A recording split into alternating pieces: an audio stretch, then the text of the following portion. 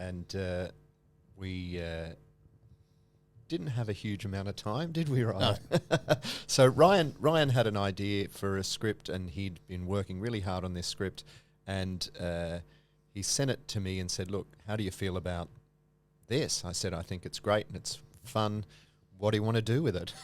He said, "Well, let's do it for Tropfest," and we probably had 3 or 4 weeks at the time when you sent it to me. Yeah, and I said, "Sure, why not?" Yeah, I'm embracing this year, and just having come back from London, living in London for 17 years, and just come back to settle in Sydney again. I'm just embracing everything with a why not attitude. So I said, why not? Let's do it. Cool, fun creatives with Ryan and Louise. Enjoy the Tangent Podcast. Daniel Fletcher. Actor. Editor. Director. All around nice guy. You got to stop dropping that, mate. Daniel Fletcher. Hello. Welcome to our. We're calling this the no cast or the not cast. So Louise here is the second most prolific female director in the country. She has directed Beautiful. Of feature films. Of feature films. She has directed how many? 12. 12 films. Just an easy dozen. An easy dozen. Easy dozen. And she is the master of genre leaping. So she does horror, she does rom-com, she does Lifetime, she does different kind of romance. She does Australian independent film. Hang on, let's go back to different kind of romance. That sounds intriguing. Well, there was a. I'm going to speak on her behalf. There was a streamer called Passion Flicks. It still exists, and some of the movies were very romantic on Passion Flicks, and it was sort of probably steered towards women between the ages of 35 and 55. Would that be fair to say? I would say the Passionistas. The Passionistas. They're hugely, they're mega fans super fans of romance. Yeah. So they read voraciously, and all of these films are based on romance novels. Fantastic. So yeah. The Passionistas. I The love it. Passionistas. So it's a cool saying, isn't it? It's full. This other way. It's high level kind of passion in no clothes. Sometimes things get very passionate. Okay. Now I But see then- a clear picture. Yeah. But then I've also made films that are very chaste, watch with your grandma, One Kiss at the End. Yeah. So Right. Lifetime. yeah, and I've also made indie slice of life kind of stuff. You made All My Friends Live in Brisbane with me I did. 20 years ago. Yep. We also did a film together called Juicy. A couple of independent Aussie films that made the festival circuit. And I was telling Matt earlier that when All My Friends came out, being a small Aussie film, it was hard to get distribution. But Stephen, Louise's husband and the writer of the film, was quite proud and excited that it was one of the most torrented movies in the UK. Perfect. Because the film was about living in Brisbane and how everyone at some point in their 20s goes, I'm off to England. And, you know, the others that get left behind and what their lives are like. And so I think it really resonated with the Kangaroo Kingdom, and a lot of them were torrenting it. And at first I was concerned. I was like, oh, man, they're stealing a movie. But then I was like, oh, look, it's an Aussie independent film. It's not going to make money. And why not just get a bunch of people to watch it? Well, can I just say that it's on YouTube, and as of now, it's had 65,000 views. 65,000 views, which is why we're here today, because Louise's YouTube channel, has just had 65,000 hits on a movie. So we were like, why don't we use that platform to talk to other filmmakers? And, you know, here we are today. Fantastic. What a great idea. And congratulations. Oh, thank you. Tell me about the movie that you guys just made. Yeah, well, we just made a film for Tropfest, and we didn't have a huge amount of time, did we, Ryan? No. So Ryan had an idea for a script, and he'd been working really hard on this script, and he sent it to me and said, look, how do you feel about this? I said, I think it's great and it's fun. What do you want to do with it? He said, well, let's do it for Tropfest. And we probably had, 3 or 4 weeks at the time when you sent it to me? Yeah. And I said, sure, why not? Yeah. I'm embracing this year, and just having come back from London, living in London for 17 years, and just come back to settle in Sydney again. I'm just embracing everything with a why not attitude. So I said, why not? Let's do it. And your year of yes. My year of yes, exactly. Yeah. And so we had a chat through it. We took a couple of days beforehand to do all of as much kind of pre-production as we could in terms of like setting up the space and doing a pre-light of our first big scene and rehearsing, some key camera moves with actors and just doing some blocking and then we got in the building and did it all in one very long day. And I remember being in pre-production. We had a meeting just after Christmas with Scott Dawson, the DOP, and Toby, his sort of right-hand man. And Scott is the assistant to one of the biggest DOPs in the country. I think his name's Simon Egan, is it? Is that right? And he shot like Thor and Mad Max, and I'm like, wow. And he goes, so yeah, I've got access to the toys. And I was like, oh, how wonderful. But also Scotty and I did 5 years together on Dr. Doctor, and he was an assistant on that.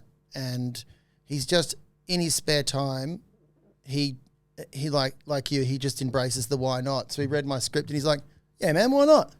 And so the ball gets rolling. You've got Daniel directing, you've got the DOP, and then all of a sudden you're having the meeting in pre about like how we're going to shoot it here.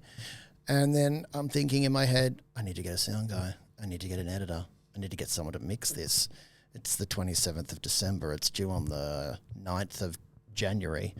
But that kind of pressure builds necessity, and necessity just makes you call people and ask. And then people turn up, as we've talked about.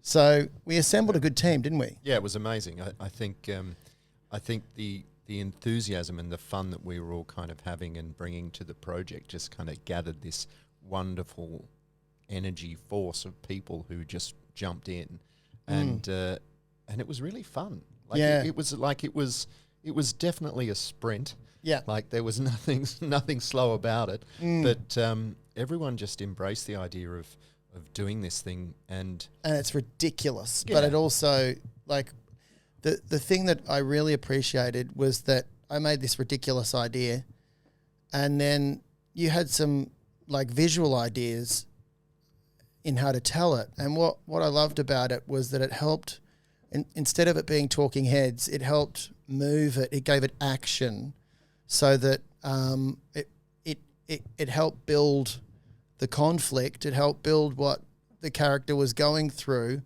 with that urgency. Instead of, we just didn't have time to sit there and give him moments of, oh, what am I going to do? What am I going to do? So Daniel found great ways to physicalize things. And as a result, the storytelling in conjunction with the shots and the physical side, but then room for the actors, all kind of amalgamated into something that I think came out really well. I'm pretty happy with it. I mean, it's big talk given that we've only just submitted it and no one's seen it. But we like it. So that's the main thing. Yeah. Well, I think the other thing is that because our timeline was so short, we just had to make decisions. There's no time to meander in kind of what ifs and maybes. We just said, all right, let's do this because this feels like the right thing to do. And once you kind of start committing to things, you get answers. You either see that's going to work or it's not. And I think, I don't love working like this because having more time is always, better. But the timeline made us, out of necessity, just make creative choices really quickly and get out of the way of anything that was holding us back. And sort of commit to it. Yeah, commit to it. And it worked. Yeah. I mean, the first scene, you had me doing some things physically and then some shots around it. And in my head, I was like, oh, God, another setup. Oh, God, another setup. oh God, how are we doing for time? Oh God. And suddenly I realized, oh shit, I'm producing this. And normally I'm on set and as the actor going, great, more coverage. And it was the first time that I'd had that sort of feeling of like, oh God, I've got the boom swinger from The Matrix and the sound guy from Australia and these old dudes are here for free and I don't want them to be here too late. But as a result, they were champions, had a great time and stuck around for 16 hours. So by the end of the day, I just was like, oh, well, they're still here. They're not complaining. We'll get them a pizza. Yeah. And it went really well. But that internal anxiety of asking the favor and then allowing, handing it over to the director and going, your vision, bro, go for it, was quite a learning experience. And about, especially about having more time. Like, next time we'd do it in 2 days. Sure. doing a project like that with such a turnaround that exposes how much experience you've got. That's why I wanted Daniel to do it. There you go. Yeah. What experience contributed most to being able to have the skills and the muscles for this kind of a project? Well, I recently did another short film under kind of similar circumstances.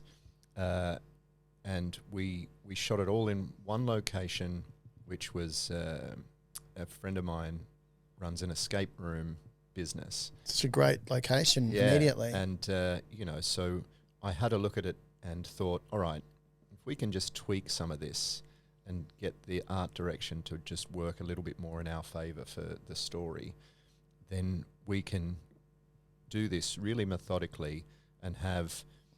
like an advanced team going ahead to prep the next area as we're shooting the one preceding, and just kind of pick everything off. Yeah. And then I made sure that we started off with kind of the most detailed, scenes that would need more coverage and more time, and then tried to navigate the story so that when we were getting to the end of the day, the scenes that needed kind of the actors to be in a state of exhaustion or like when the emotions were kind of at their highest, then I thought, well, let's tap into where we've come from, right, so that we've got them, like we've done all the other work, we've got them where they're kind of a little bit vulnerable and a little bit spent. It's very Oliver Stone. And that'll work for the this thing. That's awesome. And we kind of did the same on this, and yeah, you're right. Yeah, and you're absolutely right. It just kind of, I think the main thing was like just maintaining the momentum and maintaining people's energy and just keeping it kind of quite alive the whole day, and also being confident enough to and trusting your team enough to go, okay, we got that, let's move on, and not languishing in extra takes and things, because you just don't have the luxury of it.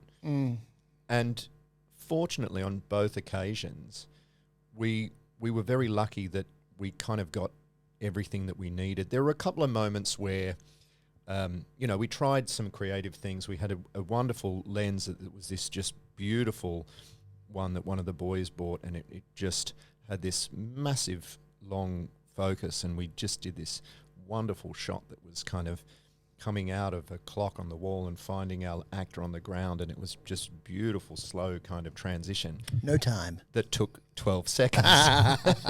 And so, we put it into the edit, and we went, oh, this is magic. This looks so great. Fantastic. Yeah. I'm Paul Thomas Anderson. Yeah. And then we just went, we can't use that, can we? No, that's got to go. But, you try things on the day and you see, what's going to work. And then other things that you have in mind, they go out the window because things change and you have to just adapt very quickly. So I think that was the thing as well, is like reading situations on the fly and saying, okay, these guys are getting tired. These guys are getting tired. It's the end of the day. This setup isn't going to work anymore because of the amount of time it might take to, build a dolly or move a piece of furniture or whatever. Let's try this version. And hopefully it works. And it did. Oh, the dream sequence. I mean, nothing. Originally, that dream sequence, he was at home in bed with a wife rejecting him, and she's staring at him worried because he's having this fever dream. And then it evolves into, well, we need to get it all into one location. So we shot it at work, and he's passed out at work. And I was like, well, do we do swirling faces? Then you had this idea of like, no, that they'll come in and out like above him. And I'm like, okay. And then you managed to do both. Yeah. So you kind of had people coming in and out and then swirling faces as well. And then this mixer guy that we found, we took a gamble on because we had no time, turned out to be brilliant and did some great stuff on an audio level to help with that. Yeah. And I think the thing that has helped as well is that I also do a lot of editing. And Great. knowing the shape of something or really understanding how I would put it together. You can see it. Or how I would ask someone to put it together, or even, what the editing software is capable of, then it allows you to have more tools at your disposal, I guess. I could see that in the final product. I couldn't on the day because I was married to a screenwriter for a long time. Louise is married to a writer. And through that, becoming friends with a lot of screenwriters, I've learnt that you write it and then you hand it over. And so it was such a pleasure and to just like see you do what you do. And the moment for me that was really magic was we all got on Zoom. Dave Eastgate, Chloe Bayliss, Anna Maria Bello, and you. And yourself, you were there. And me. And we're all sitting there having a serious chat and I read through and I heard everyone say my lines. And I was just like, holy shit, this is good. This is working. And for once I developed something where I'd worked with a script coach and we'd refined it, but we had to get it down to 7 pages and everyone was there and there was no sense of like, short film, all right.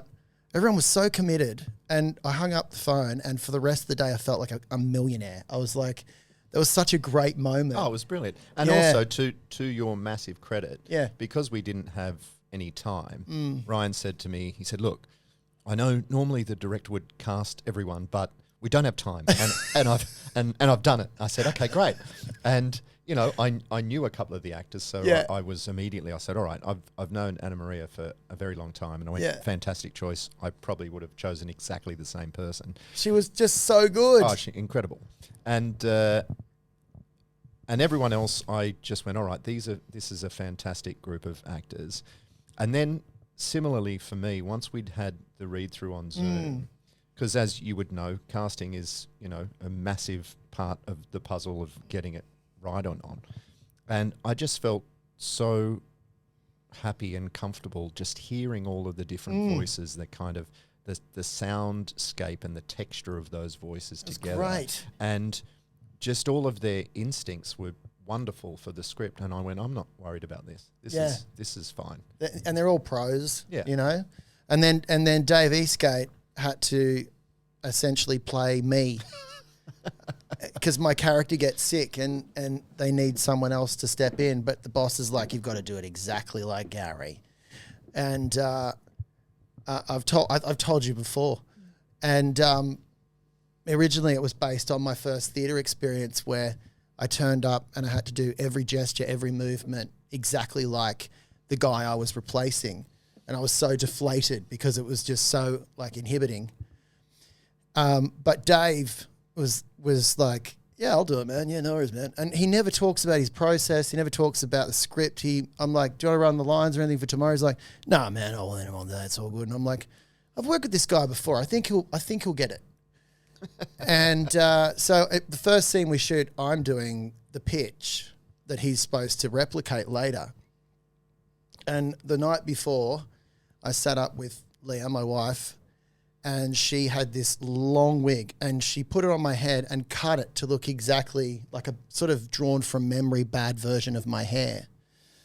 And then Dave walks out in my suit with the hair on, flicking his hair. And then the rest of the day was history because he just stayed in character as me. and it wasn't Gary. He just spent all day like roasting me. So... Oh, it was brilliant. Yeah. And, you can't underestimate that sort of stuff either, and Yeah. how good that was for everyone on set. Like, Yeah. Dave in between takes was doing a stand-up set. Yeah. And it was hilarious. Yeah. And Yeah. everyone was just loving it. And It's it it all just made the day so much I fun. got to get to CrossFit. It's Roger Corser on the phone.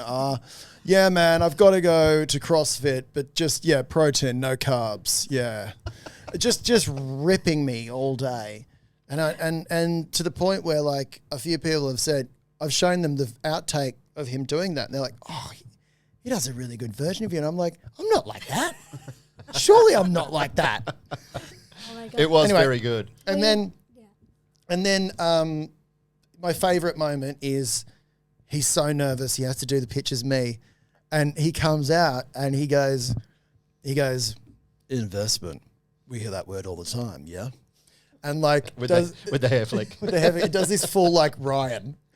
And it was just like, oh, fuck, he really committed. He really committed. So And then good, so funny. anyway, I won't spoil it, but yeah,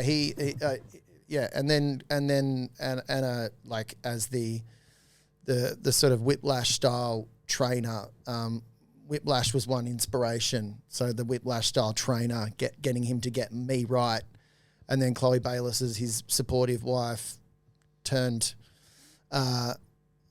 gets very excited by his performance. Like everyone just came along, and it was like that example of like when you bring in the pros, you don't have to worry too much. But anyway, it was such an exciting experience. Well, this whole conversation seems to be the embodiment of the saying, you write it on the page, you write it in the directing, Yeah, you write it in the editing, but also you write it in the casting. yeah, Like everybody seems to have brought their own energy yeah. to the story that Yeah. it became. And fortunately, they're all on the same page because sometimes you get great actors and they're in different pages, different sets, movies. It was lovely to see people came with stuff like to offer. Yeah. They had things Yeah. in mind. There was actually very little I needed to do in terms of crafting performance on the day. It was just about getting the tone of moments correct so that the arc of the story kind of built the way it should. And that was it. Yeah. It was just a couple of little things like, let's just try it with this idea in mind. And it was really It was great. permissive, but also with a little bit of steering. Yeah. Yeah, and Daniel's energy, like, so Leah and I had done all the pre-production where Leah was costume. She's credited as Leah Johnson, so we don't tarnish her brand. She's executive producer because she bankrolled the whole thing as Leah Johnson. But we'd been doing running around, getting all the costumes. I'm running around like it's that thing where you've got to make people feel like it's their decision to do it. So you sort of talk to them about the idea, talk to them about who's in it, and go, would you know anyone who might be interested in, like, I'm obviously not you, but like a young upstart or whatever. And after a while, they kind of go, I could be it. I could probably help you out, man. But like, it is the game of like, you just want people to feel like it's their decision. And so we get there on the day and I do the first scene and Daniel's energy is just on. And then I finished the first scene and I was like, I'm a bit tired. And I had 3 naps that day. And he's just powering through. But I was redundant by that point because I'd done my producing, all I had to do, and then there was someone else ordering the lunches and coffees, so I just had to double click on the pay. And then not only that, at the end of the day, there was cleanup. So I had to like kind of get back into mode and I'm clearing up and cleaning up and then driving the rushes to the editor so Daniel can start the next day. And he just powered through 2 days, locked it off. Like the energy with this guy. And then We didn't have much choice. we didn't have much choice, but your energy was just No, it's amazing. good. It is good. And so positive all the time. And like, I think that's what kept us all going, because like you just stayed positive. Like even on the first day, I'm sitting there in the chair and I'm like, oh, the extras are here. Someone needs to tell them where to go. And they're just hoeing into the bacon and egg rolls. And I'm like, that was for crew. Oh God, Dan, that's for crew. Get them downstairs. And you were like, yeah, we'll be right. And you know, and we were.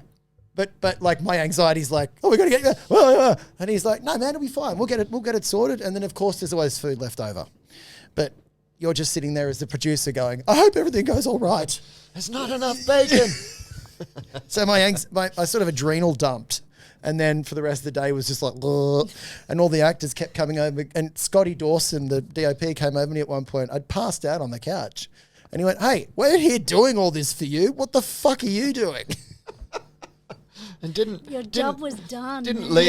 Leah or one of them paint you in makeup? Oh, yeah. So by the end of the day, Anna and Leah, I'm asleep on the couch. Anna and Leah came up and painted lipstick on me as a joke. And actually, I currently, we were at a thing on the weekend that had henna, and so Leah drew a cock and balls on my hand. Perfect. She's got a thing about... She's a good artist. Yeah, she's got a thing about graffitiing me. Anyway, so let's rewind a little. You spent how long in the UK? Yeah, about 17 years. Wow. It was a long mission. That's a lot. That's a lot of vitamin D supplements. Yes, it is. I've Yeah. just about recovered. 2 days down in the sun here at the beach, and I'm back. Isn't it amazing the lift you get? Yeah. Yeah. So what you were doing? Musical theatre. Yeah, mainly musicals. I spent a lot of time doing musicals, and did a lot of voice work as well. And Peppa Pig. I did Peppa Pig. I did the video game of Peppa Pig, which was a lot of fun, and a few cartoons as well. And but then some of the guys that I met doing the music theatre stuff set up this company called the Umbrella Rooms, and they started off doing content for a lot of the shows on the West End, and then we moved into doing like archival recordings, and then we started doing the trailers for the shows themselves, and then during COVID and all of that time, we were doing live streaming and anything that was, film or video, that's what we were doing. And it was a business. Yeah, it's a business, and it's still a very thriving business. And those guys have started doing more video design now for shows. So they did the Sunset Boulevard, the one with Nicole Scherzinger for Jamie Lloyd, which was a really huge success. And so we, at a certain point, started doing all of these trailers and things for the West End and also Broadway. And Is that where you got your editing chops? Yeah, it was just, I had the very first version of Final Cut Pro back in, Wow. whenever that was. So I've been doing it for a little while, and all of those skills just kind of kept crossing over. And yeah, so it just kind of felt like a much more natural thing to start doing more directing. And it's been great. Like I enjoy it so much. And I think also with the musical stuff that I've done, I really enjoy creating moments or scenes around music. And I like to kind of find the music sometimes first, and then use those musical moments to kind of enforce how that scene gets shaped. Yeah, cool. I mean, you did that sort of in reverse with our film. Yeah, a little again, bit. out of necessity, but the music worked. Yeah, well, what I did was I got the shape of the scene as close as I kind of wanted it. Then I found music that I thought would work, and then I just kind of massaged everything a little bit. Just moved it and went, hang on, that and that and Little that. tweak. Just move that. That works for that musical phrase. How wonderful. That builds in that moment. And so, yeah, I think, doing anything creative, I don't think anything is ever wasted. I think so much of what we do in the arts crosses over into, other genres and other forms. And I trained as a designer at the College of Fine Arts in Sydney. And our course was very conceptually based, so we did a bit of everything. And so we did filmmaking, we did photography, we did sculpture, jewelry making, painting and graphic design, which was my major. So I was always seeing things compositionally anyway, so the move from kind of the static image to the moving image wasn't a huge leap. But also being a performer, you can do that and give performers a little bit of room to do their thing. Yeah. So you've got something that's lovely visually, but also the actors are comfortable. And so often people who are an editor or start out as a photographer, you see these stiff actors being told, well, it'll look best if you stand here, here and here. Yeah. And actors don't want that information. No. They want to know they want to know what their job is and how it's going to kind of work in the story. Yeah. And so, you know, having been an actor and still being an actor, I'd like to think that I can speak the language. It's a lot, but it's a lot of plates to spin when you're coming up with your vision and the thread and the pace and all of that to get the film together, plus giving actors space. Yeah, because sometimes all you want to say is just get to there. Yeah, exactly. But that's not helpful. Yeah. No, and everything that you were just describing, from doing trailers to music to acting, it all seems to contribute to this directing. Yeah, 100%. Yeah, I tip my hat to both of you because I you know, when I saw Trot was coming up, I was like, oh, I want to get one in there. And the closer it got, I was like, there's no way. I don't have the know-how yet to do it. And so, yeah, there's just so many plates to spin. And you've got to be thinking about not just the actors, but the shot. But then also, you're right, like, we've got a 7-minute film here. This scene needs to be this long. And all those things that go on in your head, but you've just got to be like the confident person, you know, leading the ship. I feel like that you have in spades the very attractive thing of joyful energy, and momentum. Like, I think that is naturally part of you, and I think that is very attractive when you say, this is what I want to do, and that'll attract people. Yeah. Like, talking on the phone to some guy about, do you know any young guys? Yeah. You would just sell it so well. That obviously these professionals just went, I want to play. Yeah, you know, come in and have a good day. Yeah. So it's a momentum thing. It's a building excitement thing. And I think you're right. It's a really attractive thing. Well, that's a about your producer energy. thing. That's the producer thing, because you got to get people to do things that, you know, and having been around producers, you know, I call it being EP'd. So like, say you do something and you're doing TV, sometimes the writers haven't watched the last couple of episodes or read them, and you'll go, oh, I'm only in 4 scenes in this episode. Hang on. What? I'm saying exactly what I just resolved in the last episode, 2 episodes ago. Hey, and you go into the producer's office and you go, hey, so he's talking about how, you know, he hopes he can get the money to pay for, you know, to save the farm.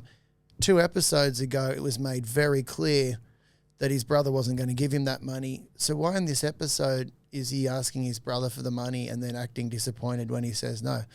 And the director will go, yeah. The producer will say, yeah.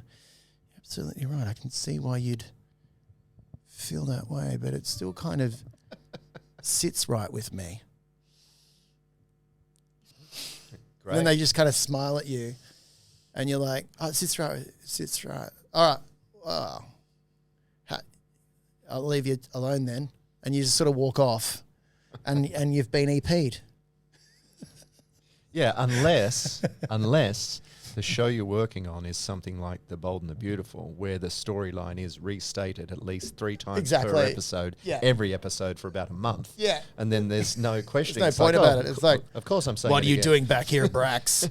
You're my brother. I haven't seen you for 5 years. Two episodes later. Brax. Why are you here? You're back. You're my brother. You're still my brother.